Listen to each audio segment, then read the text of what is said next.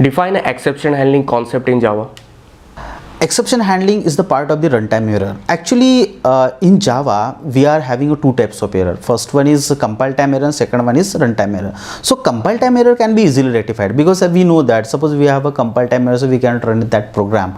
But if we have a runtime error, so that will become at a runtime. So of course that may create a serious issue, that may disturb our normal flow of the execution of our program. So that runtime errors are nothing but your exceptions. Like for example, I am having an error like 0 divided by error. I am having an array index out of bound exception. Suppose if we are adding any file, so that file not found exception, class not found exception. So these are the runtime errors. So that runtime errors are nothing but your exception in Java. So to handle that runtime exception is called as exception handling. So in exception handling, the topmost class is throwable, and then apart from that, like they are having some child classes, that is error and exception classes. So in exception handling also we have a checked exception and unchecked exception. So what is meant by checked exception? The checked exception are those exceptions which are checked by the compiler and at a compile time, and the unchecked exception means what? That are the runtime exceptions means, okay.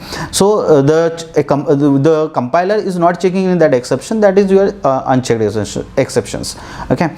And we are using the try catch block. So try block is generally used to handle that exception. Like suppose we know that for this line number 30 or 40, we may be having some runtime error, so we have to write this line inside the try block only, and then after that we have to mention the catch block. So whatever exceptions are there, so it raises that exception and it throws that exception. So there should be a catch block. So this catch block will catch the exception, that handle that exception, and we can write the appropriate logic there, okay. So we can say that it means like exception we are using instead of the developer, on behalf of the developer, my application should be talked to the user. So then we should go with the exception handling, okay. Means like suppose we are having some runtime errors, okay. So and that time developer is not responsible to available to give add all the answers, so our exception should be there. So instead of behalf of the developer, my program should be talked to the user.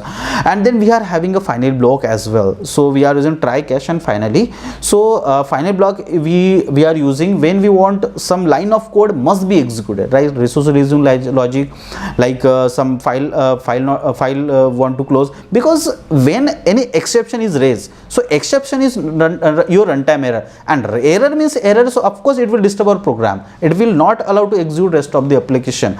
But in our application, suppose if any file is opened and if it is not closed, so of course that file may corrupt. So of course that logic we should write inside the final block. So we have to write that type of logic in final block. So we are using try, catch and final.